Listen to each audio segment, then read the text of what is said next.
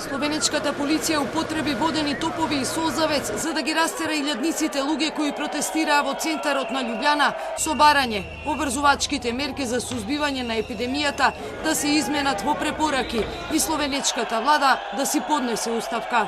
Познавачите велат дека немирите ги предизвикале уфрлени елементи и дека хаосот и одговара на владата на Јанша, која сака да го тргне вниманието на јавноста од актуелните афери. 14-дневната инциденца на 100.000 жители изнесува 533, што е една од највисоките стапки во Европа.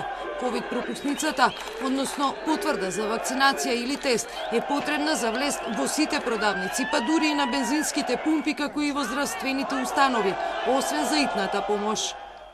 На собирот дојде до масовно нарушување на јавниот ред и мир. Демонстрантите ја гаѓаа полицијата со бомби, гранитни коцки и пиротехника, затоа полицијата го растори собирот.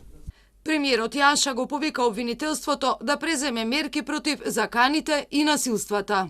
Уличното насилство никогаш не донело ништо добро. Полицијата е должна да постапува согласно законот. Владата на Словенија нема да попушти под било каков притисок. Ке инсистираме на мерки заради заштита на здравјето и животите на луѓето.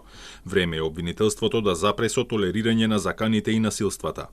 Во исто време, новинарката на РТВ Петра Безјак Цирман на Твитер напиша дека Словенија е полициска држава и дека се применува полициска репресија.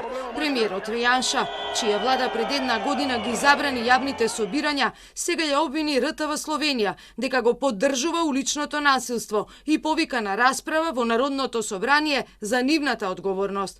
Честите пресметки на Јанша со новинарите беа тема и на денешната пресконференција на подпредседателката на Европската комисија Вера Јурукова, која рече дека е неприфатливо таргетирањето на новинари, а политичарите се тука да трпат критики и да одговараат со факти и бројки, а не со омраза и насилство.